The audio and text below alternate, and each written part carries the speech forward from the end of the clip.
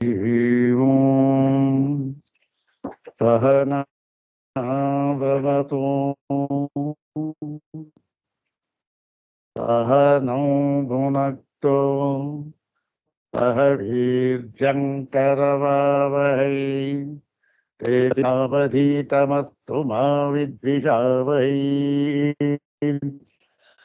ॐ शान्ति शान्ति। ॐ श्रुतिस्मृतिपुराणानाम् आलयं करुणालयं नमामि भगवत्पादं शङ्करं लोकशङ्करं नमामि भगवत्पादशङ्करं लोकशङ्करं वन्दे तं सच्चिदानन्दं यतिवर्यं महामतिं वेदवेदान्तसारज्ञं तद्गुरुं प्रणतोऽस्म्यहम् सदाशिवसमारम्भाम् शङ्कराचार्यमध्यमाम् अस्मदाचार्यपर्यन्ताम् वन्दे गुरुपरम्पराम्। अग्रे उपस्थितेभ्यः भवद्भ्यः सर्वेभ्यो जिज्ञासुभ्यः हार्दान् प्रणामान् समर्पयामि। ब्रह्मसूत्र शाङ्करभाष्ये द्वितीयाध्याये चतुर्थे पादे चत्वारि सूत्रैरुपनिबद्धेऽस्मिन् प्रथमे प्राणाधिकरणे तदुपरिबद्धम् इदानीं चतुर्थं सूत्रं द्विवारं पठित्वा सूत्रार्थं तद्भाष्यभागञ्च यथाचार्यानुग्रहम् इदानीं विचारयामः। सर्वाग्रे शङ्करभगवत्पूज्यपादानां प्रशस्तिश्लोकमेकं पठित्वा तेषां पादारविन्दयोः शिरसा प्रणिपत्य अनुग्रहञ्च प्राप्य प्रकृतं चतुर्थं सूत्रं तद्भाष्यभागञ्च यथाचार्यानुग्रहं विचारयामः। ॐ वक्तारमासाद्ययमेव नित्या सरस्वती स्वार्थसमन्वितासीत् निरस्तदुस्तर्ककलङ्कपङ्का नमामि तं शङ्करमर्चिताङ्घ्रिम्।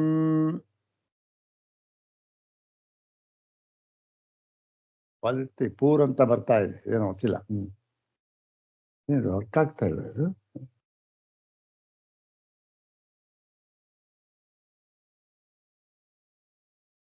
अथ श्रीमच्छङ्कर भगवतः कृतौ शारीरकमीमांसा भाष्ये द्वितीये अविरोधाध्याये चतुर्थे पादे प्रथमं चतुस्सूत्रात्मकं प्राणाधिकरणम्। ॐ तथा प्राणाः ॐ गौण्यसम्भवात् ॐ तत्प्राक्श्रुतेश्च ॐ तत्पूर्वकत्वाद्वाचः। ಈ ಪ್ರಾಣಾಧಿಕರಣದಲ್ಲಿ ಉಪನಿಬದ್ಧವಾಗಿರತಕ್ಕಂತಹ 4 ಸೂತ್ರಗಳು. ಮೈಕ್ ಆರ್ ಮೂವ್ ಏನೋ ನೋಟಿಫಿಕೇಶನ್ ಬರ್ತಾ ಇದೆ, ಇವರ ಆಡಿಯೋ ಕ್ವಾಲಿಟಿ ವೆರಿ ಪೂರ್ ಅಂತ ಏನೋ ಗೊತ್ತಾಗ್ತಾ ಇದೆ. ನೋಡ, ಈ ಪ್ರಾಣಾಧಿಕರಣದಲ್ಲಿ ಉಪನಿಬದ್ಧವಾಗಿರತಕ್ಕಂಥ 4 ಸೂತ್ರಗಳು. ಇದರಲ್ಲಿ 4ನೆಯ ಸೂತ್ರ. ಅದನ್ನು ಪ್ರಾರಂಭ ಮಾಡುವುದಕ್ಕಿಂತ ಮುಂಚೆ ಈ ದಿನ ಮಹಾಶಿವರಾತ್ರಿ. ಈ ಮಹಾಶಿವರಾತ್ರಿಯಲ್ಲಿ ಈ ಶುಭ ದಿವಸ ಪರಮೇಶ್ವರನು ನಮ್ಮೆಲ್ಲರಿಗೂ ಕೂಡ ಜ್ಞಾನ ಶಕ್ತಿಯನ್ನು ಅನುಗ್ರಹ ಮಾಡಿ ನಮಗೆ ಈ ಭಾಷ್ಯಾರ್ಥ ಜ್ಞಾನವು ಈ ಒಂದು ಅನುಭವ ಪರ್ಯಂತವಾಗಿ ನಮಗೆ ಆಗುವಂತೆ ನಮ್ಮನ್ನು ಅನುಗ್ರಹ ಮಾಡಲಿ ಅಂತ ಹೇಳುತ್ತಾ ತಮ್ಮೆಲ್ಲರಿಗೂ ಕೂಡ ಶುಭಾಶಯಗಳನ್ನು ಕೋರುತ್ತಾ ಈಗ ಪ್ರಾರಂಭ ಮಾಡೋಣ. ಇದರಲ್ಲಿ ಮೊನ್ನೆ ಒಂದು ಸಜೆಷನ್ ಕೊಟ್ಟಿದ್ರು ಯಾರು, ನಮ್ಮ ಡಾಕ್ಟರ್ ಶ್ರೀಧರ ಶಾಸ್ತ್ರಿಗಳವರು. ಈ ರುದ್ರ ಇದೆಯಲ್ಲ, ಇವತ್ತು ರುದ್ರ ಸಾಮಾನ್ಯ ರುದ್ರಾಭಿಷೇಕ ಇವೆಲ್ಲ ಮಾಡ್ತಾರೆ. ಅದರಲ್ಲಿ ಈ ರುದ್ರ ಸೂಕ್ತ ಇದೆಯಲ್ಲ, ಅದರದ್ದು ಒಂದು ಸ್ವಲ್ಪ ಅರ್ಥ ಅದು ಇದು ಹೇಳಿದ್ರೆ ಚೆನ್ನಾಗಿರುತ್ತೆ, ನಾವು ತಿಳ್ಕೊಬೋದು ಅಂತ. ಅದು ಈ ರುದ್ರಕ್ಕೆ ಅರ್ಥ ಹೇಳಬೇಕಾದ್ರೆ ಅಲ್ಲಿ ಈ ಬೇಕಾದಷ್ಟು ಈ ಭಾಷ್ಯಗಳದಕ್ಕೆ ಲಭ್ಯ ಇವೆ. ಮುಖ್ಯವಾಗಿರ್ತಕ್ಕಂಥದ್ದು ಈ ಸಾಯಣ ಭಾಷ್ಯ ಮತ್ತೆ ಭಟ್ಟಭಾಸ್ಕರರ ಭಾಷ್ಯ. ಸಾಯಣಾಚಾರ್ಯರು ಇಡೀ 4 ವೇದಗಳಿಗೆ ಪೂರ್ಣವಾಗಿ ಅಂದ್ರೇನು, ಸಂಹಿತ, ಬ್ರಾಹ್ಮಣ, ಅರಣ್ಯಕ, ಉಪನಿಷತ್ತು ಎಲ್ಲ ಭಾಗಗಳಿಗೂ ಕೂಡ ಭಾಷ್ಯಗಳನ್ನ ಬರೆದಿದ್ದಾರೆ. ಅದು ಚೆನ್ನಾಗಿದೆ, ಇರಲಿ. ಆದರೆ ಭಟ್ಟಭಾಸ್ಕರರು ಅವರು ಕೇವಲ ಯಜುರ್ವೇದಕ್ಕೆ ಭಾಷ್ಯವನ್ನು ಬರೆದಿದ್ದಾರೆ. ಹಾಗಾಗಿ ಈ ಒಂದು ಯಜುರ್ವೇದದಲ್ಲಿ ಬರ್ತಕ್ಕಂಥ ಈ ರುದ್ರಾಧ್ಯಾಯಕ್ಕೂ ಕೂಡ ಅವರು ಭಾಷ್ಯವನ್ನು ಬರೆದಿದ್ದಾರೆ. ಅದರಲ್ಲಿ ಅವರು ಅತ್ಯಂತ ವಿವರವಾಗಿ ಈ ರುದ್ರ ಎನ್ನುವ ಒಂದು ಪದಕ್ಕೆ ಎಷ್ಟು ಅರ್ಥವನ್ನು ಮಾಡಿದ್ದಾರೆ, ಯಾರ್ಯಾರು ಮಾಡಿದ್ದಾರೆ, ಹೇಗೆ ಮಾಡಿದ್ದಾರೆ ಅಂತ ವ್ಯುತ್ಪತ್ತಿ ಎಲ್ಲವನ್ನೂ ಹೇಳಿ, ಈ ಒಂದು ರುದ್ರ ಅಂತಕ್ಕಂಥದ್ದನ್ನ ಜಪದಲ್ಲಿ ಹೇಗೆ ವಿನಿಯೋಗ ಮಾಡಬೇಕು, ಮತ್ತೆ ಹೋಮದಲ್ಲಿ ಹೇಗೆ ವಿನಿಯೋಗ ಮಾಡಬೇಕು ಅಂತಕ್ಕಂಥದ್ದನ್ನೆಲ್ಲವನ್ನೂ ಹೇಳಿ, ಆ ಒಂದು ಎಷ್ಟು ಆ ಪ್ರಮಾಣ ಹೇಗೆ ಮಾಡಬೇಕು ಅದನ್ನೂ ಕೂಡ ಹೇಳಿ, ಈ ರುದ್ರನ ಒಂದು ಸ್ವರೂಪವನ್ನೂ ಕೂಡ ವಿಸ್ತಾರವಾಗಿ ತಿಳಿಸ್ಕೊಟ್ಟಿದ್ದಾರೆ. ಪರಮೇಶ್ವರನ ರೂಪ ಅದನ್ನ ಹೇಳಬಹುದು, ಆದರೆ ಅದಕ್ಕೆ ಈ ಒಂದು ದಿವಸ ಸಾಕಾಗೋದಿಲ್ಲ. ಅದಕ್ಕೆ ಸ್ವಲ್ಪ ಈ ಯಾವಲಾರು ಒಂದ್ಸರಿ ಟೈಪ್ ಮಾಡಿಕೊಂಡು ರುದ್ರಾಧ್ಯಾಯಕ್ಕೆ ಭಟ್ಟಭಾಸ್ಕರರ ಭಾಷ್ಯದ ರೀತ್ಯ ಏನು ಹೇಳಿದ್ದಾರೆ ಅದರಂತೆ ಹೇಳುವ ಒಂದು ಪ್ರಯತ್ನವನ್ನ ಮಾಡೋಣ. ಸದ್ಯಕ್ಕೆ ಈ ದಿವಸ ಮಹಾಶಿವರಾತ್ರಿ, ಅಲ್ಲಿ ಅವರೇ ಹೇಳಿರತಕ್ಕಂಥದ್ದು ಈ ರುದ್ರ ಎನ್ನುವ ಶಬ್ದಕ್ಕೆ ಸುಮಾರು ಈ 10-11 ಅರ್ಥಗಳನ್ನ ವಿವಿಧ ವ್ಯಾಖ್ಯಾನಕಾರರು ಮಾಡಿದ್ದಾರೆ. ಈ ರುದ್ರ ಅಂತ ರುದ್ರ ಅಂತ ನಾವು ಯಾವ ದೇವತೆಯನ್ನು ಕರೀತೇವೋ ಅದು ಏನಾಗಿದೆ, ಈ ಒಂದು ಪರಾಶಕ್ತಿ, ಅಪರಾಶಕ್ತಿ, ಪರಾಪರಾಶಕ್ತಿ ಎಲ್ಲವನ್ನೂ ಕೂಡಿಕೊಂಡು ಭಗವಂತ ಭಗವದ್ಗೀತೆ ಹೇಳ್ತಾನಲ್ಲ, ಪರಾಶಕ್ತಿಯೂ ನಾನೇ, ಅಪರಾಶಕ್ತಿ ಎಲ್ಲವೂ ನಾನೇ. ಹಾಗೆ ಅದೇ ಒಂದು ತತ್ವವನ್ನು ಇಲ್ಲೂ ಅಳವಡಿಸ್ಕೊಂಡು ರುದ್ರನು ಅದನ್ನೇ ಹೇಳಿದ್ದಾರೆ. ಪರಾಶಕ್ತಿ, ಅಪರಾಶಕ್ತಿ ಮತ್ತೆ ಪರಾಪರಾಶಕ್ತಿ ಎರಡನ್ನೂ ಕೂಡ, ಮೂರನ್ನೂ ಕೂಡ. ಮತ್ತು ಈ ಒಂದು ರುದ್ರ ಅಂತ ನಾವು ಏನು ಹೇಳ್ತಾ ಇದ್ದೇವೆ ಅದಕ್ಕೆ ವಿಧ ಅರ್ಥ ಮಾಡಿದ್ದಾರೆ. ಅದೆಲ್ಲ ಈಗ ಬೇಡ, ಮುಂದೆ ಆ ರುದ್ರಾಧ್ಯಾಯವನ್ನ ಸ್ವಲ್ಪ ಹೇಳೋ ಪ್ರಯತ್ನ ಅವಕಾಶ ಸಿಕ್ಕಿದ್ರೆ ಆಗ ಅದನ್ನೆಲ್ಲ ತಿಳ್ಕೊಳ್ಳೋಕೆ ಪ್ರಯತ್ನ ಮಾಡೋಣ. ಈಗ ಮುಖ್ಯವಾಗಿ ಈ ರುದ್ರನಿಗೆ 5 ರೂಪಗಳು ಅಂತ ಹೇಳ್ತಾರಲ್ಲ, ಈ ಸದ್ಯೋಜಾತ, ವಾಮದೇವ, ಅಘೋರ, ತತ್ಪುರುಷ ಮತ್ತೆ ಈಶಾನ ಅಂತಕ್ಕಂಥ 5 ರೂಪಗಳು. ಅದರಲ್ಲಿ ಮುಖ್ಯವಾಗಿ ಯಾವುದು, ಈ ಪರಮೇಶ್ವರನಿಗೆ 2 ರೂಪವನ್ನ ಹೇಳಿದ್ದಾರೆ. ಯಾವುದು, ಒಂದು ಘೋರ ರೂಪ, ಒಂದು ಅಘೋರ ರೂಪ. ಅಘೋರೇಭ್ಯೋ ಥಘೋರೇಭ್ಯೋ ಘೋರ ಘೋರತರೇಭ್ಯ ಸರ್ವೇಭ್ಯ ಸರ್ವೇ ಇದೆಯಲ್ಲ ಅದು. ಈಗ ಅಘೋರ ಮತ್ತೆ ಘೋರ 2 ರೂಪವನ್ನು ಹೇಳಿದ್ದಾರೆ. ಈ 2 ರೂಪವನ್ನ ಆಯಾಯ ಅಧಿಕಾರಕ್ಕೆ ತಕ್ಕಂತೆ, ಅವರವರ ಅಧಿಕಾರಕ್ಕೆ ತಕ್ಕಂತೆ ಅಧಿಕಾರಿಗಳು ಅದನ್ನ ಶಮನ ಮಾಡಿಕೊಂಡು, ಘೋರ ರೂಪವನ್ನು ಶಮನ ಮಾಡಿಕೊಂಡು ಮತ್ತು ಅಘೋರ ರೂಪವನ್ನ ನಮಗೆ ನಮ್ಮ ಅನುಗ್ರಹ ಮಾಡುವಂತೆ ಮಾಡಿಕೊಂಡು ನಾವು ಮೋಕ್ಷವನ್ನು ಪಡಿಬಹುದು ಅಂತನ್ನೋ ಒಂದು ವಿಚಾರವನ್ನು ಕೂಡ ಅಲ್ಲಿ ಹೇಳ್ತಾರೆ. ಹೀಗೆ ಘೋರ ರೂಪ, ಅಘೋರ ರೂಪ. ಈ ಘೋರ ರೂಪ ಅಂತ ಇದೆಯಲ್ಲ, ಈ ಘೋರ ರೂಪದ ಒಂದು ಶಾಂತಿ ಮತ್ತೆ ಅದರ ನಿವಾರಣೆ, ಅವನ ದೃಷ್ಟಿಯ ನಿವಾರಣೆ, ಅವೆಲ್ಲ ಯಾತ್ರಿಂದ ಆಗುತ್ತೆ ಅಂದ್ರೆ ಅದಕ್ಕೋಸ್ಕರ ವಿಧಾನ ಮಾಡಿರ್ತಕ್ಕಂಥದ್ದು ಈ ಒಂದು ಯಾವುದು ಈ ರುದ್ರಾಧ್ಯಾಯ. ಅದರಲ್ಲಿ ಪಾರಾಯಣ, ಜಪ ಮತ್ತೆ ಹೋಮ ಮುಂತಾದವುಗಳು. ಎಷ್ಟು ಜಪ ಮಾಡ್ತೇವೋ ಅಷ್ಟದಲ್ಲ ಒಂದು 10ರ ದಶಾಂಶ ಹೋಮ ಮಾಡಲೇಬೇಕು. ಅದರಲ್ಲಿ ಇದೇ ಇಲ್ಲ, ಹೌದಾ? ಜಪ ಮಾಡಿದ ಮೇಲೆ ಅದು ಹೋಮದಲ್ಲೇ ವಿನಿಯೋಗವಾಗಬೇಕದು ಇರಲಿ ಅದು. ಹೀಗೆ ಅದನ್ನ ಯಾವುದಕ್ಕೆ ಇದನ್ನ ಘೋರ ರೂಪದ ಒಂದು ನಿವಾರಣೆ, ಘೋರ ರೂಪ ಅದನ್ನು ನಮಗೆ ಶಾಂತವಾಗಬೇಕು ಅದು. ಅದಕ್ಕೋಸ್ಕರ ಆ ಒಂದು ರುದ್ರಾಧ್ಯಾಯ ಹೇಳಿ ಅದನ್ನು ಪಾರಾಯಣ, ಜಪ ಮತ್ತೆ ಹೋಮ ಅದನ್ನು ಹೇಳಿದ್ದಾರೆ ಘೋರ ರೂಪಕ್ಕೆ. ಇದನ್ನ ಈ ರುದ್ರದ ಹೇಳಿದ್ದಾರೆ. ಇದಕ್ಕೆ ಈ ರುದ್ರಾಧ್ಯಾಯಕ್ಕೆ ಮತ್ತೊಂದು ಹೆಸರು ಯಾವುದಿದು? ಶತರುದ್ರೀಯ.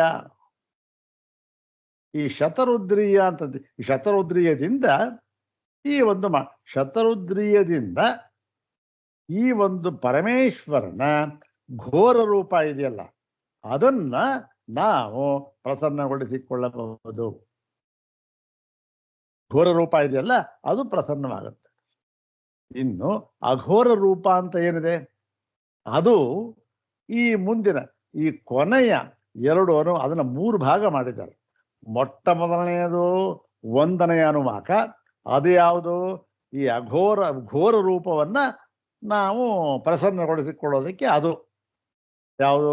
ಓಂ ನಮಸ್ತೆ ರುದ್ರಮನ್ಯವ ಉತೋ ತೈಷವೇ ನಮಃ, ನಮಸ್ತೆ ಅಸ್ತು ಧನ್ವನೆ ಬಾಹುಭ್ಯ ಉತತೆ ನಮಃ, ಯಾ ತೈಷು ಶಿವತಮ ಶಿವಂ ಬಭೂವ ತೇ ಧನು. ಇದೆಲ್ಲ ಪೂರ್ತಿ ಅದು ಒಂದು ಪೂರ್ತಿ ಅದರಲ್ಲಿ ಇದನ್ನ ಹೇಳಿದೆ ಏನು ಅಲ್ಲಿ ನೋಡಿ. ಓಂ ನಮೋ ಭಗವತೆ ರುದ್ರಾಯ ಅಂತ ಅಂದ್ಬಿಟ್ಟು ಅಲ್ಲಿ ಮೊಟ್ಟ ಮೊದಲಿಗೆ ಯಾತಕ್ಕೆ ನಮಸ್ಕಾರ ಮಾಡಿದ್ದಾರೆ? ನಮಸ್ತೆ ರುದ್ರ ಮನ್ಯವ, ಹೇ ರುದ್ರ, ತೇ ಮನ್ಯವ, ತೇ ಮನ್ಯವ. ಮನ್ಯವ ಅಂದ್ರೆ ಮನ್ಯು ಅಂದ್ರೆ ಘೋರ ರೂಪ, ಅಂದ್ರೆ ಒಂದು ಕೋಪಾತ್ಮಕವಾದ ರೂಪ, ಘೋರ ರೂಪ.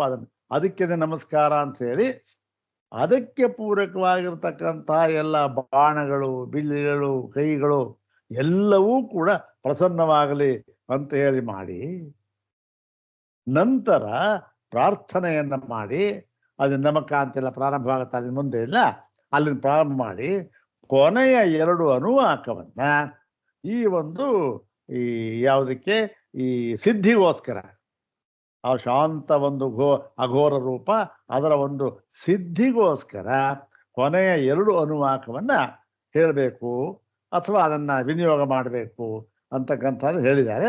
ಇದನ್ನೆಲ್ಲ ಬಹಳ ವಿಸ್ತಾರವಾಗಿ ಅಲ್ಲಿ ಚರ್ಚೆ ಮಾಡಿದ್ದಾರೆ.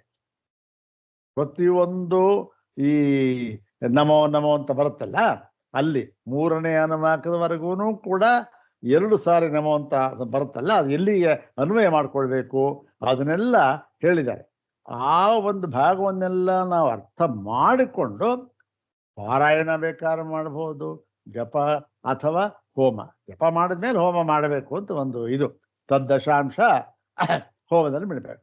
ಆ ಹೋಮಕ್ಕೂ ಕೂಡ ಈ ದ್ರವ್ಯಗಳು ಬೇರೆ ಬೇರೆ ಹೋಮ ಬೇರೆ ಬೇರೆ ದ್ರವ್ಯಗಳು ಇದೆಯಲ್ಲ, ಹಾಗೆ ಇದಕ್ಕೂ ಕೂಡ ಇಲ್ಲಿ ಈ ಯಾವುದಕ್ಕೆ ರುದ್ರ ಹೋಮಕ್ಕೆ ಇದಕ್ಕೆ ಸಾಮಾನ್ಯವಾಗಿ ಅಂದ್ರೆ ಬೇರೆ ಒಂದು ವಿಶೇಷ ರೂಪದಲ್ಲಿ ಬೇರೆ ಏನು ಹಾಕ್ಬೋದು, ಅದು ಬೇರೆ ವಿಚಾರ. ಅದು ಇಲ್ಲಿ ಭಟ್ಟಭಾಸ್ಕರ ಹೇಳ್ತಕ್ಕಂಥದ್ದು ಏನು?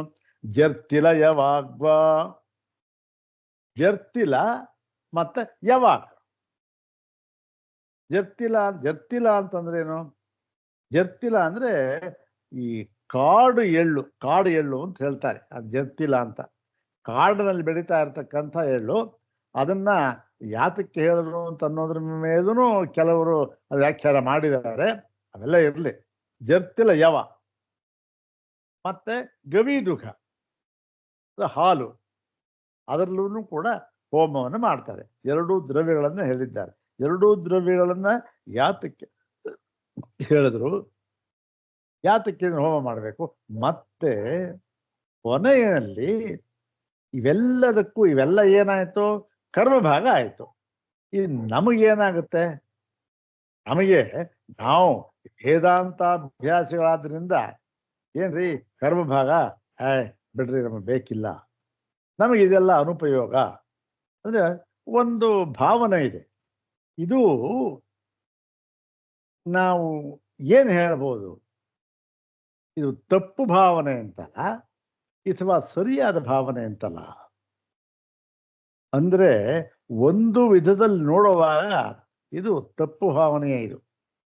ಯಾಕೆ ಅಂತಂದ್ರೆ ಏನು, ಓಹೋ ಏನ್ರಿ ಇವೆಲ್ಲ ನಮ್ಮ ಪ್ರಯೋಜನಕ್ಕೆ ಇಲ್ಲ, ಏನೂ ಇಲ್ಲ, ಯಾತಕ್ಕೆ ಬೇಡ, ನಮಗೆ ಬೇಕಾಗಿರ್ತಕ್ಕಂಥದ್ದು ವೇದ ಅಂತ ಅಂದರೆ ಏನಾಗುತ್ತೆ ಗೊತ್ತಾನೋ, ಹೇಗಾಗುತ್ತೆ ಅಂದರೆ ಯಾವನೋ ಒಬ್ಬ ಒಂದು ಹೈಸ್ಕೂಲ್ ಮಿಡ್ಲ್ ಸ್ಕೂಲ್ ಹುಡುಗ ಆಗ್ತಾನೆ, ಓದ್ತಾ ಇರ್ತಾನೆ ಏನೋ ಮ್ಯಾಥಮೆಟಿಕ್ಸು, ಅವನಿಗೆ ನೀವು ಕರ್ಕೊಂಡು ಹೋಗ್ಬಿಟ್ಟು ಅವನ್ನ ಎಲ್ಲಿ ಯಾವುದೋ ಒಂದು PhD ಕ್ಲಾಸಲ್ಲಿ ಕ್ಯಾಲ್ಕುಲಸ್ ಸಾಲ್ವ್ ಮಾಡೋದಕ್ಕೆ ಕೂರಿಸ್ಬಿಟ್ರೆ ಏನಾಗುತ್ತೆ, ಅಲ್ಲೂ ಬರಲ್ಲ, ಇಲ್ಲಿ ಎರಡನೇ ಮಗ್ಗಿನೂ ಬರಲ್ಲ. ಹಿತೋ ಭ್ರಷ್ಟ ತಥೋ ಭ್ರಷ್ಟ. ಇದೇ ರೀತಿ ಇವಾಗ ನಮಗೆ ಬಹಳ ಜನಕ್ಕಾಗಿರ್ತಕ್ಕಂಥದ್ದು ಇದೇ ಗತಿನೇ. ಯಾಕೆ, ನಾವು ಇದನ್ನು ಬಿಟ್ಟಿದ್ದೀವಿ, ಅದು ಅರ್ಥವಾಗೋದಿಲ್ಲ, ಅರ್ಥವಾದರೂ ಕೂಡ ನಮಗೆ ಯಾಕೋ ಅದು ಅನುಭವಕ್ಕೆ ಬರ್ತಾ ಇಲ್ಲ. ಯಾತಕ್ಕೆ ಬರ್ತಾ ಇಲ್ಲ ಅಂತ ಅನ್ನೋದಕ್ಕೆ ಪರಮಾತ್ಮ ಕಾರಣ ಹೇಳ್ಬಿಟ್ಟಿದ್ದಾನೆ. ಯಾಕೆ, ಇಲ್ಲಿ ಎರಡನೇ ಕ್ಲಾಸು ಎರಡನೇ ಮಗ್ಗಿ ಕಲ್ತ್ಕೊಳ್ಳೋದಕ್ಕೆ ಯಾವ ಮನೋಭೂಮಿಕೆ ಬೇಕೋ ಅಲ್ಲಿ ಇದಕ್ಕೆ ಬೇಕು. ಆದರೆ ಇದೇ ಮನೋಭೂಮಿಕೆ ಇಟ್ಕೊಂಡು ನೀವು PhD ಕ್ಲಾಸ್ಗೆ ಹೋಗಿ ಕಲ್ತ್ಕೊಳ್ಳೋಕ್ಕಾಗತ್ತಾ? ಆಗಲ್ಲ. ಅದಕ್ಕೋಸ್ಕರ ನೋಡಿ, ಈ ಸತ್ವಶುದ್ಧಿ, ಅದೇ ಸತ್ವಶುದ್ಧಿ ಅಂತ ಹೇಳ್ತಾರಲ್ಲ, ಆ ಒಂದು ಮನೋದಾರ್ಢ್ಯತೆ, ಆ ಮನೋದಾರ್ಢ್ಯತೆ ಅಂತಕ್ಕಂಥದ್ದು ಅದು ಗ್ರೇಡೇಷನ್, ಅದು ಒಂದೊಂದು ಇದಕ್ಕೆ ಒಂದು ಅದಕ್ಕೊಂದು ಆ ಥರ ಇರುತ್ತೆ. ಹೀಗಿರೋವಾಗ ನಾವು ಏಕಾಏಕಿ ಇಲ್ಲ ಯಾವುದು ಬೇಡ ವೇದ ಅಂತ ಇರಲಿ ನಮ್ಗೆ ಸಾಕು ಅಂದ್ಬಿಟ್ರೆ ಹೇಗಾಗುತ್ತೆ, ಅದೇ ಥರ ಆಗುತ್ತೆ. ಆದ್ದರಿಂದ ಏನಾಗುತ್ತೆ, ಹಂತ ಹಂತವಾಗಿ ನಾವು ಮೇಲೆ ಹೋಗಬೇಕು. ಆ ಮಟ್ಟಕ್ಕೆ ಹೋದ್ಮೇಲಿಂದ ನಾವು ಬಿಡಬೇಕಾದ್ದಿಲ್ಲ. ಏನು, ನಾವು ಯಾವ ಕರ್ಮವನ್ನಾಗಲಿ ಏನನ್ನಾಗಲಿ ಅನುಷ್ಠಾನವನ್ನಾಗಲಿ ಏನನ್ನೂ ಬಿಡಬೇಕಾಗಿಲ್ಲ. ಆ ಮಟ್ಟಕ್ಕೆ ಹೋದ್ಮೇಲೆ ಏನಾಗುತ್ತೆ, ಮತ್ತೆ ಅದರಾಗದೇ ಬಿಟ್ಟು ಹೋಗುತ್ತೆ. ಉರ್ವಾರು ಕವಿ ವ್ಯಬಂಧನಾತ್ ಮೃತ್ಯೋರ್ಮುಕ್ಷೀಯಮಾಮೃತಾತ್ ಅಂತ ಇಲ್ಲಿ ಕೊನೆಯಲ್ಲಿ ಹೇಳ್ತಾರೆ. ಮಹಾಮೃತ್ಯುಂಜಯ ಮಂತ್ರ ಇಲ್ಲೇ ರುದ್ರದಲ್ಲಿ ಬರುತ್ತಲ್ಲ, ಅದರಲ್ಲಿ ಬರೆಯುವಾಗ ಇದೇ ಒಂದು ಭಾಷ್ಯವನ್ನು ಬರೀತಾರೆ ಅದರಲ್ಲಿ. ಹೀಗೆ ನಾವು ಯಾವುದನ್ನು ಬಿಡಬೇಕಾದ್ದಿಲ್ಲ. ನೋಡಿ, ಒಂದು ಪಕ್ಷ ನಾವು ಇಲ್ಲ ರೀ ನಾಳೆಯಿಂದ ನಾನು ಯಾವ ಕರ್ಮವನ್ನು ಮಾಡೋದಿಲ್ಲ ಅಂತ ನಾನು ಬಿಟ್ಟು ಬಿಟ್ರೆ ಅದು ಖಂಡಿತ ನಮ್ಮನ್ನು ಬಿಟ್ಟು ಹೋಗೋದಿಲ್ಲ. ಬೆನ್ನತ್ತಿದ ಬೇತಾಳ ಅದು, ನಾವು ಬಿಡೋಕ್ಕಾಗೋದೇ ಇಲ್ಲ. ಒಂದು ಕೈಯಿಂದ ಬಿಟ್ರೆ 1000 ಕೈಯಿಂದ ಈ ಕಡೆಯಿಂದ ಬಂದು ನಮ್ಮ ಸುತ್ಕೊಳ್ಳುತ್ತೆ. ಅದು ಆಗೋದು ಅಸಾಧ್ಯವಾದ ಮಾತು. ಹಾಗಾಗಿ ಏನ್ ಮಾಡ್ಬೇಕು ನಾವು, ಅದರಾಗದೇ ಬಿಟ್ಟು ಹೋಗೋ ಹಾಗೆ ಮಾಡ್ಬೇಕು. ಅದರಾಗದೇ ಬಿಟ್ಟು ಹೋಗೋದಕ್ಕೆ ಮಾರ್ಗ ಯಾವುದು, ಅದೇ ಒಂದು ವೇದಾಂತಾನುಭವ, ಬ್ರಹ್ಮಾನುಭವ, ಬ್ರಹ್ಮಜ್ಞಾನ ಅಂತಲೂ ಹೇಳೋದು. ಬ್ರಹ್ಮ ಇರಲಿ, ಆದರೂ ಕೂಡ ವ್ಯವಹಾರ ದೃಷ್ಟಿಗಾಗಿದೆ ಬ್ರಹ್ಮಜ್ಞಾನ, ಬ್ರಹ್ಮಾನುಭವ. ಎಷ್ಟೋ ಜನಕ್ಕೆ ಬ್ರಹ್ಮಜ್ಞಾನ ಅಂದೇನು, ಬ್ರಹ್ಮರ ಸ್ವರೂಪ, ಇಡೀ ಭಾಷ್ಯವನ್ನ ಹೃದ್ಗತ ಮಾಡಿಕೊಂಡು ನಾನೇ ಕೇಳಿದ್ದೇನೆ. ಒಂದು ಕೇರಳದಲ್ಲಿ ಒಬ್ಬರು ವಿದ್ವಾಂಸರು, ಅವರು ಸೂತ್ರ ಭಾಷ್ಯವನ್ನ ಅಥಾತೋ ಬ್ರಹ್ಮ ಜಿಜ್ಞಾಸ ಅಂತ ಹೇಳಿದ್ರು. ಅನಾವೃತ್ತಿ ಶಬ್ದಾದ ಅಂತ ಇದೆಯಲ್ಲ, ಅದನ್ನ ಅನುಲೋಮ ಕ್ರಮದಿಂದ ಮತ್ತೆ ವಿಲೋಮ ಕ್ರಮದಿಂದ, ಏನೋ ಅದಕ್ಕೆ ಹೇಳ್ತಾರೆ, ಈಗ ascending order and descending order ಹೇಳಬಲ್ಲ ಸಮರ್ಥರಿದ್ರು. ಭಗವದ್ಗೀತೆ ಹೇಳ್ತಾರೆ ಇವತ್ತಿನ ದಿವಸನೂ ಕೂಡ. ಹೋಗ್ತಾರೆ ಧರ್ಮಕ್ಷೇತ್ರ ಕುರುಕ್ಷೇತ್ರದಿಂದ ಹಿಡಿದು ಯತ್ರ ಯೋಗೇಶ್ವರ ಕೃಷ್ಣೋ ಯತ್ರ ಪಾರ್ಥೋದ್ರು. ನಾವು ಏನ್ರಿ, ನಾವು ಅಯ್ಯೋ ನೀವು ಹೇಳ್ತೀರಿ ಸ್ವಾಮಿ ಕಂಠಸ್ಥವಾಗಿ ಯಾವ ಕ್ರಮ, ಅನುಲೋಮ ಕ್ರಮದಿಂದ ವಿಲೋಮ ಕ್ರಮದಿಂದ ಹೇಳಿ ನೋಡೋಣ, ಆಗಲ್ಲ ನಮಗೆ. ಆದರೆ ಪುಣ್ಯಾತ್ಮರಿದ್ದಾರೆ, ವಿಲೋಮ ಕ್ರಮದಿಂದಲೂ ಹೇಳಬಲ್ಲ ಪುಣ್ಯಾತ್ಮರು, ಅಷ್ಟು ಸಮರ್ಥರು. ಅವರೆಲ್ಲ ಏನು ಜ್ಞಾನಿಗಳವರು, ಆದರೆ ಅವರಿಗೆ ಅನುಭವ. ಹಾಗಾಗಿ ಬ್ರಹ್ಮಜ್ಞಾನ ಅಂತಂದ್ರೆ ಒಂದು ಪಕ್ಷ ಅನುಭವ ಆಗಿಲ್ಲ ಅಂದ್ರೆ ಅವನು ಬ್ರಹ್ಮಜ್ಞಾನಿ ಅಂತ ಹೇಳೋಕೆ ಸಾಧ್ಯವೇ ಇಲ್ಲ. ಅನುಭವ ಆದರೆ ಅವನು ಜ್ಞಾನಿ, ಹೌದಾನೆ. ಹಾಗಾಗಿ ಅದು ಪರಮಾರ್ಥ ದೃಷ್ಟಿ.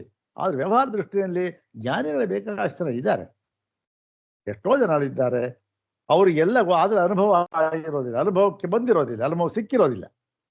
ಹೀಗಾಗಿ ಅದೇನಾಗುತ್ತೆ, ಸ್ವಲ್ಪ ಅದು ಕಷ್ಟವಾಗುತ್ತೆ. ಅದರಿಂದ ಏನಾಗುತ್ತೆ, ಇವೆಲ್ಲವನ್ನೂ ಕೂಡ ಕಡ್ಡಾಯವಾಗಿ ಅನುಸರಿಸಲೇಬೇಕು. ಅನುಸರಿಸಿ ಆ ಒಂದು ಭೂಮಿಕೆಗೆ ನಮ್ಮ ಮನಸ್ಸನ್ನು ತಂದುಕೊಂಡ್ರೆ ಆಮೇಲಿಂದ ತತ್ವಮಸಿ ಅಂತಲೋ, ಅಹಂ ಬ್ರಹ್ಮಾಸ್ಮಿ ಅಂತಲೋ, ಪ್ರಜ್ಞಾನ ಬ್ರಹ್ಮ ಅಂತಲೋ, ಅಯಂ ಆತ್ಮ ಬ್ರಹ್ಮ ಅಂತಲೋ ಏನ್ ಬೇಕಾದ್ರೂ ಹೇಳಿ ಅರ್ಥವಾಗುತ್ತೆ.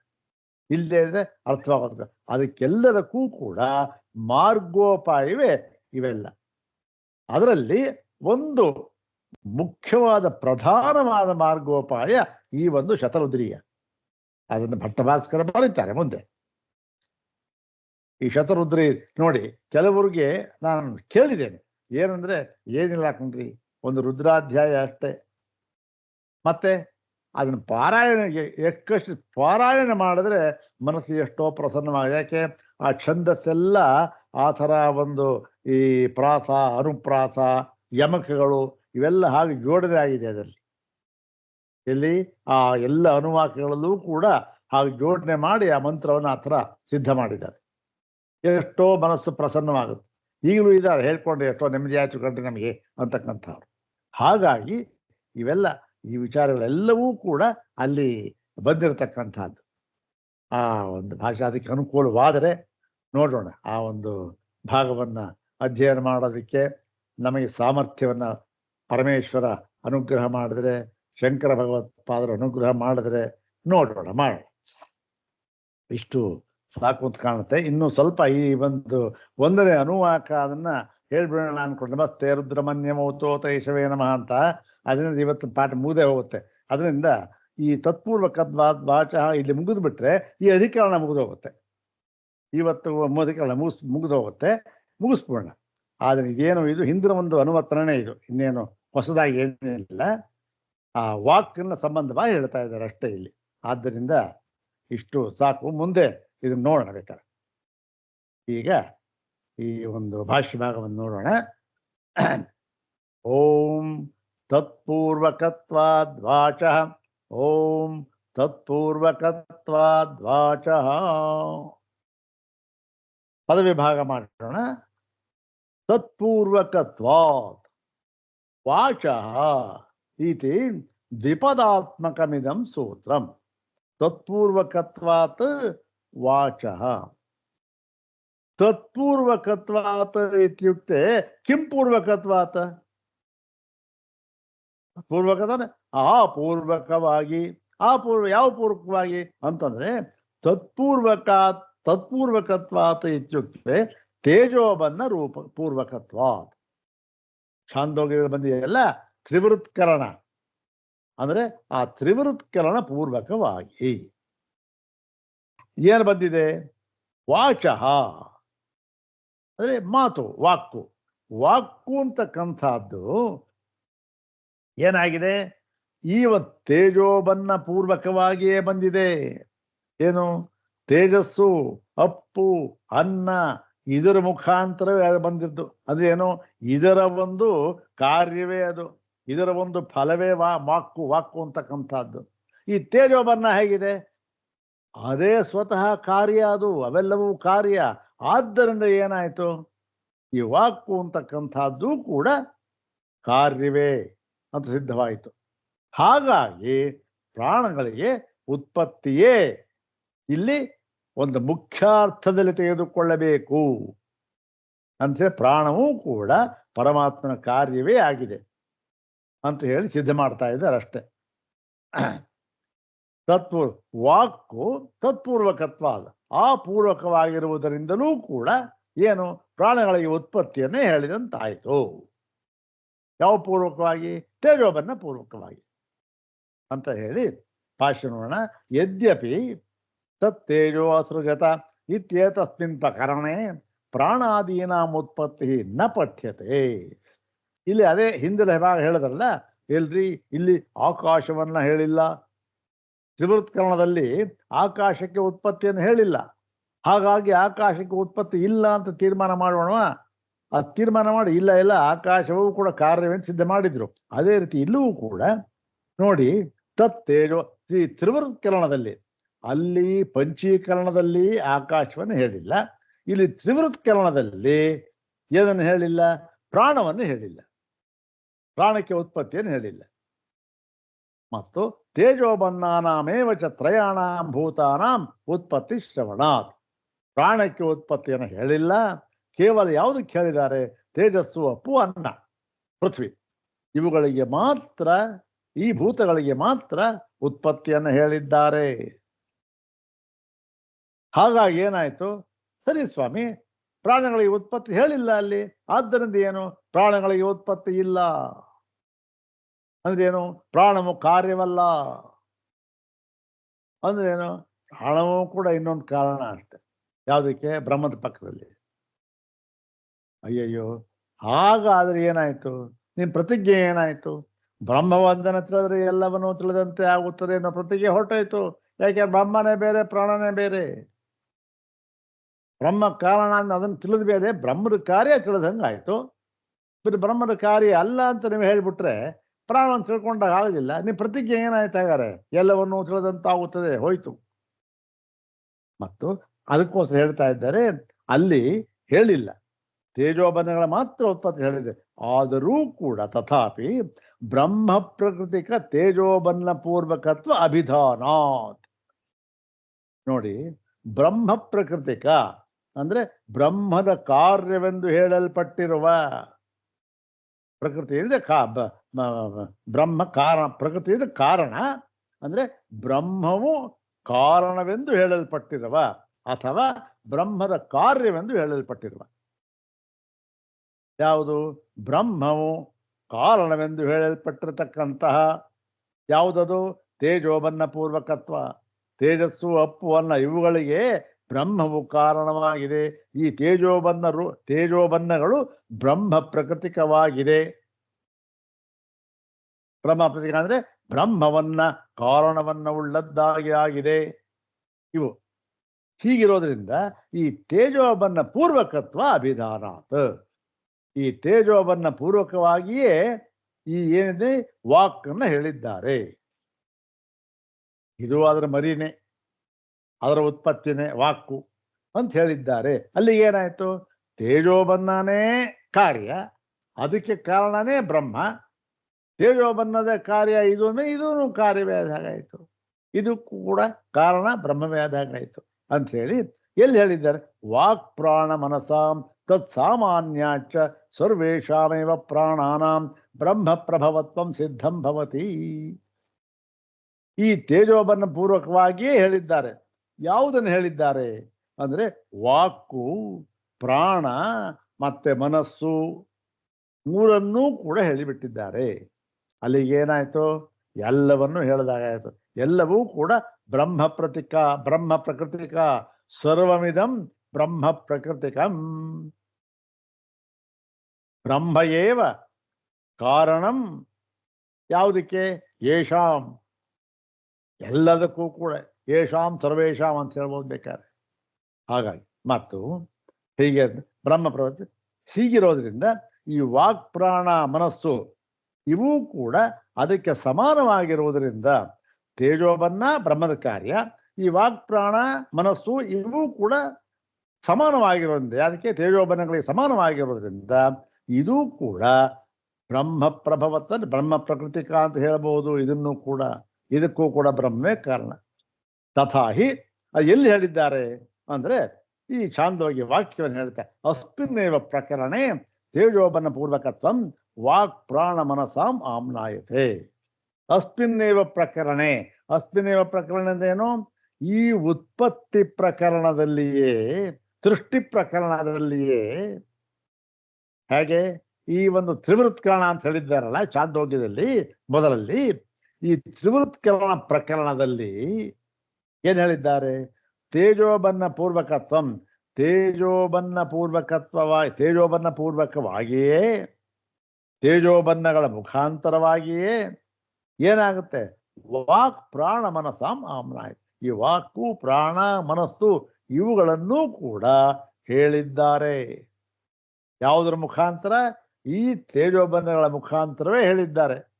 ತೇಜೋಬನ್ನಗಳ ಕಾರ್ಯವೇ, ಅದಾದ್ಮೇಲೆ ಇದು, ಅದಾದ್ಮೇಲೆ ಹೇಳಿದ್ದಾರೆ. ತೇಜೋಬಂಧನೇ ಕಾರ್ಯ ಅಂದಮೇಲೆ ಏನಾಯ್ತು? ಇದು ಕೂಡ ಕಾರ್ಯವೇ.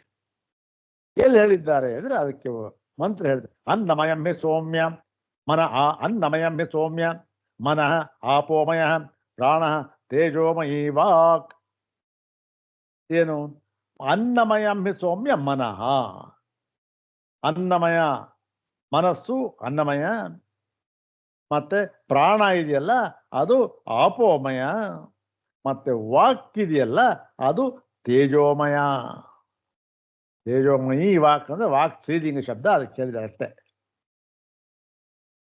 ಹೀಗೆ ಈ ಮನಸ್ಸನ್ನ ಅನ್ನಮಯವೆಂತಲೂ, ಪ್ರಾಣವನ್ನ ಆಪೋಮಯ ಅಂತಲೂ, ವಾಕನ್ನ ತೇಜೋಮಯ ಅಂತಲೂ, ಈ ತೇಜೋಬನ್ನಗಳ ಮುಖಾಂತರವೇ ಯಾವುದನ್ನ? ಈ ಒಂದು ಈ ವಾಕು ಪ್ರಾಣ ಮನಸ್ಸು ಇವನ್ನೆಲ್ಲವನ್ನು ಕೂಡ ಹೇಳಿದ್ದಾರೆ. ಹೀಗಿರುವಾಗ ತತ್ರ ಯದಿ ತಾವತ್ ಮುಖ್ಯಮೇವ ಯೇಷಾಂ ಅನ್ನಾದಿಮಯತ್ವಂ ತಥೋ ವರ್ತತೆ ಏವ ಬ್ರಹ್ಮ ಪ್ರಭವತ್ವಂ. ನೋಡಿ ಸ್ವಾಮಿ, ಹೀಗಿದೆ ನೋಡಪ್ಪ, ಹೀಗಿದೆ. ಹೀಗಿರೋವಾಗ ಏನಾಗಿದೆ ಅಂತಂದ್ರೆ, ನೀನು ಇದನ್ನ ಗೌಣ ಅಂತಲಾರು ತಗೋ, ಮುಖ್ಯ ಅಂತಲಾರು ತಗೋ, ಎರಡು ದೃಷ್ಟಿಯಿಂದ ತಗೋ, ಇದು ಕಾರ್ಯ ಅಂತಲೇ ಸಿದ್ಧವಾಗುತ್ತದೆ. ಇದು ಈ ಸೂತ್ರದ ವಿಶೇಷ. ಮುಂಚೆ ಏನಾಗಿತ್ತು? ಇಲ್ಲಿ ನೋಡಿ, ಇದನ್ನ ಮುಖ್ಯಾರ್ಥದಲ್ಲಿ ತೆಗೆದುಕೊಳ್ಳಬೇಕು ಅಂತ ಹೇಳಿದ್ರು. ಆತ್ಮನೇಶ ಪ್ರಾಣೋ ಜಾಯತೆ, ಆತ್ಮನು ಈ ಪ್ರಾಣನು ಆತ್ಮನಿಂದ ಹುಟ್ಟುತ್ತಿದ್ದಾನೆ. ಇದನ್ನ ಯಾವುದ್ರಲ್ಲಿ ತಗೋಬೇಕು? ಗೌಣಾರ್ಥದಲ್ಲಿ ತಗೋಬಾರ್ದು, ಮುಖ್ಯಾರ್ಥವೇ. ಜಾಯತೆ ಹುಟ್ಟಿದೆ, ಕಾರ್ಯ ಮುಖ್ಯಾರ್ಥದಲ್ಲಿ ತೆಗೆದುಕೊಳ್ಬೇಕು ಅಂದ್ರು. ಅಲ್ಲೆಲ್ಲ ಇಲ್ಲಿ ಹೇಳಿದ್ದಾರೆ ನೋಡಿ, ಮುಖ್ಯಾರ್ಥ ಬೇಕಾದ್ರೂ ತಗೊಳ್ಳಿ, ಗೌಣಾರ್ಥ ಬೇಕಾದ್ರೂ ತಗೊಳ್ಳಿ, ಯಾವ ಅರ್ಥದಲ್ಲೇ ತೆಗೆದುಕೊಂಡರೂ ಕೂಡ ಕಾರ್ಯ ಎಂತಲೇ ಸಿದ್ಧವಾಗುತ್ತದೆ ಅಂತ ಹೇಳಿ, ಅದಕ್ಕೆ ಮುಂಚೆ ಮೊಟ್ಟಮೊದಲು ಏನ್ ಮಾಡ್ತಾರೆ? ಮುಖ್ಯ ಅಂತ ತಗೊಂಡ್ರೆ ಹೇಗೆ ಕಾರ್ಯ ಅಂತ ಆಗುತ್ತೆ ಅಂದ್ರೆ, ಮುಖ್ಯ ಯೇಷಾಂ ಅಂದ್ರೆ ವಾಗಾದೀನಾಂ ಅಂತ. ಈ ವಾಕು ಪ್ರಾಣ ಮನಸ್ಸು ಅಂತ ಇದೆಯಲ್ಲ, ಅದನ್ನ ಇದು ಈ ಮಯ, ಅನ್ನಮಯ ಪ್ರಾಣಮಯ ಮನೋಮಯ ಅಂತ ಇದೆಯಲ್ಲ, ಇದನ್ನ ಮುಖ್ಯ ಅರ್ಥದಲ್ಲಿ ತೆಗೆದುಕೊಂಡ್ರೆ ಆವಾಗ ಏನಾಗುತ್ತೆ? ತಥೋಪಿ ವರ್ತತೆಯವ ಬ್ರಹ್ಮ ಪ್ರಭವತ್ವಂ, ಆಗಲೂ ಕೂಡ ಇದು ಬ್ರಹ್ಮ ಪ್ರಭವವೇ, ಅಂದ್ರೆ ಬ್ರಹ್ಮದಿಂದ ಬಂದಿದ್ದೆ, ಬ್ರಹ್ಮದಿಂದ ಹುಟ್ಟಿದ್ದೆ ಎಂದು ಸಿದ್ಧವಾಗುತ್ತದೆ. ಮುಖ್ಯಾರ್ಥದಲ್ಲಿ ತೆಗೆದುಕೊಂಡ್ರೂ ಕೂಡ. ಯಾಕೆ? ಈ ಮಯ ಅಂತಂದ್ರೆ ಏನು? ಮಯ ಅಂತಂದ್ರೆ ವಿಕಾರ ಅಂತ ಅರ್ಥ. ಏನು? ಮಯ ಅಂತಂದ್ರೆ ವಿಕಾರ. ಮಯತ್ ಅಂತ ಪ್ರತ್ಯಯ ಇದೆಯಲ್ಲ, ಅನ್ನಮಯಂ ಹಿ ಸೌಮ್ಯ ಮನಃ ಅಂದ್ರೆ ಅನ್ನದ ವಿಕಾರ ಈ ಮನಸ್ಸು. ಅಂತಂದ್ರೆ ಏನಾಯ್ತು? ವಿಕಾರ ಅಂದ್ರೆ ಏನು? ವಿಕಾರ ಅಂದ್ರೆ ಕಾರ್ಯ. ವಿಕಾರ ಅಂದ್ರೆ ಕಾರ್ಯ ಮೈಯೆಲ್ಲ ಗೊತ್ತೇ ಇರ್ತಕ್ಕಂಥ. ಹೀಗೆ ಮುಖ್ಯಾರ್ಥದಲ್ಲಿ ತೆಗೆದುಕೊಂಡರೂ ಕೂಡ ಏನಾಯ್ತು? ಕಾರ್ಯ ಅಂತ ಸಿದ್ಧ ಆಯಿತು. ಮತ್ತು ಅಥ ಭಾಕ್ತಂ, ಭಾಕ್ತ ಅಂದ್ರೆ ಗೌಣ ಅಂತ ಅರ್ಥ. ಅಥ ಭಾಕ್ತಂ, ಇನ್ನು ಗೌಣಾರ್ಥವನ್ನು ತೆಗೆದುಕೊಂಡ್ರೆ, ಗೌಣಾರ್ಥವನ್ನು ತೆಗೆದುಕೊಂಡರೂ ಕೂಡ ಏನಾಗುತ್ತೆ? ತಥಾಪಿ ಆಗಲೂ ಕೂಡ ಬ್ರಹ್ಮಕರ್ತೃಕಾಯಾಂ ನಾಮರೂಪ ವ್ಯಾಕ್ರಿಯಾಯಾಂ ಶ್ರವಣಾತ್, ವ್ಯಾಕ್ರಿಯ ನಾಮರೂಪ ವ್ಯಾಕ್ರಿಯಾಯಾಂ ಪ್ರಕರಣೇ ಶ್ರವಣಾತ್ ಅಂತ ಪ್ರಕರಣದಲ್ಲಿ. ಇನ್ನು ಗೌಣ ಅಂತ ಇಟ್ಕೊಂಡ್ರೂ ಕೂಡ ಏನಾಗುತ್ತೆ? ಇದು ಯಾವ ಪ್ರಕರಣದಲ್ಲಿ ಬಂದಿದೆ? ಬ್ರಹ್ಮ ಕರ್ತೃಕ ಅಂದ್ರೆ ಎಲ್ಲದಕ್ಕೂ ಕೂಡ ಬ್ರಹ್ಮವೇ ಕರ್ತೃವಾಗಿದೆ, ಇದೇ ಕಾರಣ ಎಂದು ಹೇಳತಕ್ಕಂತಹ ಪ್ರಕರಣ. ಎಲ್ಲವನ್ನೂ ಕೂಡ ಯಾವುದು ಆಕಾಶ, ವಾಯು, ಅಗ್ನಿ, ಅಪ್ಪು, ಭೂಮಿ, ವಾಕ್ಕು, ಪ್ರಾಣ, ಮನಸ್ಸು, ಇಂದ್ರಿಯ, ಬುದ್ಧಿ, ಅಂತಃಕರಣ ಎಲ್ಲವೂ ಕೂಡ ಏನಾಗಿದೆ? ಇವೆಲ್ಲವೂ ಕೂಡ ಬ್ರಹ್ಮ ಪ್ರಕೃತಿಕ ಅಂತ ಸಿದ್ಧ ಮಾಡುವ ಪ್ರಕರಣದಲ್ಲಿ ಇದು ಬಂದ. ಆದ್ದರಿಂದ ಏನಾಗಿದೆ? ಇವೆಲ್ಲ ಅಂದ್ರೆ ನಾಮರೂಪ ವ್ಯಾಕ್ರಿಯ ಅಂತಂದ್ರೂ ಒಂದೇ, ವ್ಯಾಕರಣ ಅಂದ್ರೂ ಒಂದೇ. ನಾಮರೂಪಗಳಾಗಿ ವ್ಯಾಕರಣವನ್ನು ಹೇಳತಕ್ಕಂಥ ಪ್ರಕರಣದಲ್ಲಿ ಬಂದಿದೆ ಇದು. ಆ ಪ್ರಕರಣದಲ್ಲಿ ಬಂದಿರುವುದರಿಂದ ಇದೂ ಕೂಡ ಏನಾಯಿತು? ಕಾರ್ಯ. ಇದೂ ಕೂಡ ಬ್ರಹ್ಮ ಪ್ರಕೃತಿಕ ಅಂತನವಾದ ಸಿದ್ಧವಾದಂತಾಯಿತು. ಅದೇ ಪ್ರಕರಣದಲ್ಲಿ ಬಂದಿರತಕ್ಕಂಥ ನೋಡ್ರಿ, ಎಲ್ಲವೂ ಕೂಡ ಇವೆಲ್ಲವೂ ಕಾರ್ಯವೇ ಆಗಿದೆ ಅಂತ ಹೇಳ್ಬಿಟ್ಟು ಮಧ್ಯೆ ಯಾವ್ದಾದ್ರು ಒಂದು ಸೇರಿಸಿದ್ರೆ ಅಲ್ಲಿ ಆ ಸಂದರ್ಭದಲ್ಲಿ ಏನಾಗುತ್ತೆ? ಅದು ಕೂಡ ಕಾರ್ಯ ಅಂತಾಯ್ತು. ಹಾಗಾಗಿ ಎಲ್ಲಿ ಬಂದಿದೆ ಅಂದ್ರೆ ಏನ ಶ್ರುತಂ ಶ್ರುತಂ ಏನ ಅಶ್ರುತಂ ಶ್ರುತಂ ಭವತಿ ಅಂದ್ರೆ ನೋಡಿ, ಯಾವುದು ಕೇಳಿಲ್ಲವೋ ಅದು ಕೂಡ ಕೇಳಲ್ಪಟ್ಟಂತೆ ಆಗುತ್ತದೆ. ಬೇಕಾ ಹೇಳೋಣ ಅದನ್ನ ಏನ ಅಶ್ರುತಂ ಶ್ರುತ ಮತಂ ಅಮತಂ ಅಮತಂ ಮತಂ ಭವತಿ, ಅವಿಜ್ಞಾತಂ ವಿಜ್ಞಾತಂ ಭವತಿ ಮುದ್ದು ಕೇಳಿದ್ದಾರಲ್ಲ ಅಲ್ಲಿ ಅದು. ಹೀಗೆ ಉಪಕ್ರಮಿಸಿ ಇದ್ಯಾವುದಿದು? ಅದು ಕಾರಣ. ಯಾವ ಒಂದನ್ನು ತಿಳಿದರೆ ಎಲ್ಲವನ್ನು ತಿಳಿದಂತೆ ಆಗುತ್ತದೆ, ಒಂದನ್ನು ಕೇಳಿದರೆ ಎಲ್ಲವನ್ನೂ ಕೇಳಿದಂತೆ ಆಗುತ್ತದೆ, ಒಂದನ್ನು ಮನನ ಮಾಡಿದರೆ ಎಲ್ಲವನ್ನೂ ಮನನ ಮಾಡಿದಂತೆ ಆಗುತ್ತದೆ. ಇದ್ಯಾವುದಿದು? ಕಾರಣ ತತ್ವ ಇದು ತಾನೆ. ಈಗ ಅಲ್ಲಿಂದ ಹಿಡಿದು ಏನಾಗಿದೆ? ಐತದಾತ್ಮ್ಯಮಿದಂ ಸರ್ವಂ, ಇವೆಲ್ಲವೂ ಕೂಡ ಐತದಾತ್ಮ್ಯವಾಗಿದೆ. ಐತದಾತ್ಮ್ಯ ಅಂದ್ರೇನು? ಏತದಾತ್ಮವನ್ನ ಉಳ್ಳದ್ದಾಗಿದೆ, ಕಾರಣವನ್ನಾಗಿ ಉಳ್ಳದ್ದಾಗಿದೆ. ಈ ಆತ್ಮನನ್ನೇ ಕಾರಣವನ್ನಾಗಿ ಉಳ್ಳದ್ದಾಗಿದೆ, ಐತದಾತ್ಮ್ಯವಾಗಿದೆ ಅಂತ. ಇವೆಲ್ಲವೂ ಕೂಡ ಸರ್ವಂ, ಎಲ್ಲವನ್ನೂ ಕೂಡ ನಾಮರೂಪಾತ್ಮಕವಾಗಿ ವ್ಯಾಕರಣವಾಗಿರತಕ್ಕಂಥ ಎಲ್ಲವೂ ಕೂಡ ಏನಾಗಿದೆ? ಐತದಾತ್ಮ್ಯಂ ಇದಂ ಸರ್ವಂ ಐತದಾತ್ಮ್ಯಂ ಅಂತ ಹೇಳಿ ಇವೆಲ್ಲವೂ ಕೂಡ ಐತದಾತ್ಮ್ಯ ಅಂದ್ರೆ ಇದು ಉಪಸಂಹಾರ ಮಾಡಿದ್ದಾರೆ. ಅಲ್ಲಿ ಈ ಒಂದು ಭಾಗ ಬಂದಿದೆ ವಾಕ್ಕು, ಅಲ್ಲಿ ಏನಾಯ್ತದು? ಅದರಿಂದ ಅದು ಕೂಡ ಏನು? ಈ ಐತದಾತ್ಮ್ಯ ಅಂದಾಗಾಯ್ತು ಅಂದ್ರೆ ಏನು? ಬ್ರಹ್ಮ ಪ್ರಕೃತಿಕ ಅಂದಾಗಾಯ್ತು ಅಂತ ಹೇಳಿ ಸುತ್ಯಂತ್ರ ಪ್ರಸಿದ್ಧೇಶ ಬ್ರಹ್ಮ ಕಾರ್ಯತ್ವ ಪ್ರಪಂಚನಾರ್ಥಮೇವ ಅಂದ್ರೆ ಇವೆಲ್ಲವೂ ಕೂಡ ಬ್ರಹ್ಮ ಕಾರ್ಯವೇ ಆಗಿದೆ ಎಂಬುದನ್ನ ತಿಳಿಸುವುದಕ್ಕೋಸ್ಕರ ಮನ ಆದೀನ ಅನ್ನಾದಿಮಯತ್ವಚನಂ ಇತಿ ಗಮ್ಯತೆ. ಈ ಮನ ಆದೀನ ಮನಸ್ಸು ಮುಂತಾದ ಮನಸ್ಸು ಅಂದ್ರೆ ಮನಸ್ಸು, ವಾಕು, ಪ್ರಾಣ ಇವೆಲ್ಲವೂ ಕೂಡ ಏನಾಗಿದೆ? ಅನ್ನಾದಿಮಯತ್ವಂ, ಅನ್ನಾದಿ, ಮನ ಆದಿ ಅನ್ನಾದಿ, ಮನಸ್ಸು ಅನ್ನ ಮತ್ತು ತೇಜಸ್ಸು ಪ್ರಾಣ, ವಾಕ್ಕು ತೇಜಸ್ಸು, ಅಪ್ಪು ಪ್ರಾಣ, ಹೀಗೆ ಇವೆಲ್ಲವೂ ಕೂಡ ಇದರ ಪೂರ್ವಕವಾಗಿ ಆಗಿದೆ ಅಂತ ಹೇಳಿ ನಮಗೆ ಗೊತ್ತಾಗುತ್ತೆ. ತಸ್ಮಾದಪಿ ಪ್ರಾಣಾನಾಂ ಬ್ರಹ್ಮವಿಕಾರತ್ವ ಸಿದ್ಧಿ ಅಂದ್ರೆ ಈ ಕಾರಣದಿಂದಲೂ ಕೂಡ. ಯಾವ ಕಾರಣ ಇಲ್ಲಿ ವಿಶೇಷ ನೋಡಿ? ಹಿಂದೆ ಹೇಳಿತ್ತು ನೋಡ್ರಿ, ಇಲ್ಲಿ ಮುಖ್ಯಾರ್ಥದಲ್ಲಿ ತೆಗೆದುಕೊಳ್ಳಬೇಕು. ಎಲ್ಲಿ? ಸಿದ್ಧಾಂತ ಸೂತ್ರ ಇದು. ಮತ್ತೆ ಅಲ್ಲಿ ಏನು? ವೇದಾಧಿಕರಣದಲ್ಲಿ ಅದು ಪೂರ್ವಪಕ್ಷ ಸೂತ್ರ. ಅಲ್ಲಿ ಏನು? ಗೌಣಾರ್ಥದಲ್ಲಿ ತೆಗೆದುಕೊಳ್ಳಬೇಕು. ಹೀಗೆ ಒಂದು ಗೌಣ ಮುಖ್ಯ ಎರಡರ ಒಂದರ್ಥ ತೆಗೆದುಕೊಳ್ಬೇಕು ಅಂತ ಹೇಳಿದ್ರು.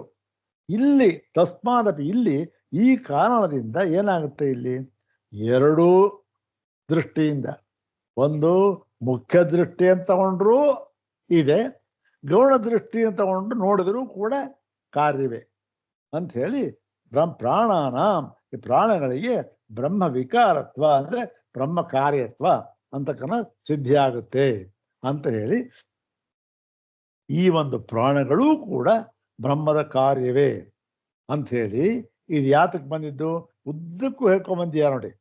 ಏನಂದ್ರೆ ಬ್ರಹ್ಮದ ಏಕಮೇವಾದ್ವಿತೀಯತ್ವವನ್ನು ಸ್ಥಾಪನೆ ಮಾಡುವುದಕ್ಕೋಸ್ಕರ ತುಂಬ ಬಹಳ ಬಹಳ ಕಷ್ಟ ಇದು ನೋಡಿ. ದ್ವೈತವನ್ನ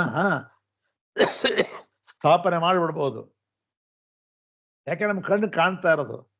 ಕಾಣ್ತಾ ಇರುವ ಈ ದ್ವೈತ ಇದೆಯಲ್ಲ, ಇದರಲ್ಲಿ ಅದ್ವೈತವನ್ನು ಸ್ಥಾಪನೆ ಮಾಡಬೇಕು ಅಂತಂದ್ರೆ ಬಹಳ ಕಷ್ಟ. ಅದನ್ನು ಮಾಡೋದಕ್ಕೆ ಸಮರ್ಥತೆ ಯಾರು ಅಂದ್ರೆ ಶಂಕರ ಭಗವತ್ಪಾದರಷ್ಟೇ. ಹೀಗೆ ಈ ಒಂದು ಎಲ್ಲವೂ ಕೂಡ ಏನ್ ಹೇಳಿದ್ರು ಇಲ್ಲಿ ಬ್ರಹ್ಮದ ಏಕಮೇವಾದ್ವಿತೀಯತ್ವ ಅಂತಂದ್ರು ಒಂದೇ, ಮತ್ತು ಎಲ್ಲ ಕಾರ್ಯಗಳ ಐತದಾತ್ಮ್ಯ ಅಂತಂದ್ರು ಒಂದೇ. ಎಲ್ಲ ಕಾರ್ಯಗಳು ಕೂಡ ಐತದಾತ್ಮ್ಯವಾಗಿದೆ, ಅದು ಒಂದೇ. ಮತ್ತೆ ಎಲ್ಲ ಕಾರ್ಯಗಳು ಕೂಡ ಬ್ರಹ್ಮ ಪ್ರಕೃತಿಕವಾಗಿದೆ, ಅದು ಒಂದೇ. ಮತ್ತೆ ಎಲ್ಲ ಕಾರ್ಯಗಳಿಗೂ ಕೂಡ ಕಾರಣವು ಪರಬ್ರಹ್ಮವೇ ಆಗಿದೆ, ಅದು ಒಂದೇ. ಹೀಗೆ ಮೂರು ವಿಧವಾಗಿ ಇದನ್ನು ಹೇಳಿ ಸಿದ್ಧ ಮಾಡಿದ್ದಾರೆ. ಈ ಮುಂದಿನ ಭಾಗದಲ್ಲಿ ಈ ಪ್ರಾಣಗಳು ಅಂತ ಹೇಳ್ಬಿಟ್ರಲ್ಲ, ಬಹುವಚನ, ಈ ಪ್ರಾಣಗಳು ಎಷ್ಟು, ಅದು ಹೇಗೆ ಈ ಬ್ರಹ್ಮ ಪ್ರಕೃತಿಕ ಅಂತಕ್ಕಂಥದ್ದನ್ನ ವಿಚಾರ ಮಾಡಿದ್ದಾರೆ. ಮುಂದಿನ ಭಾಗದಲ್ಲಿ ನೋಡೋಣ. ಓಂ ಶಾಂತಿ ಶಾಂತಿ ಶಾಂತಿ. ಓಂ ತತ್ಸತ್. ಇವತ್ತು ಯಾಕೋ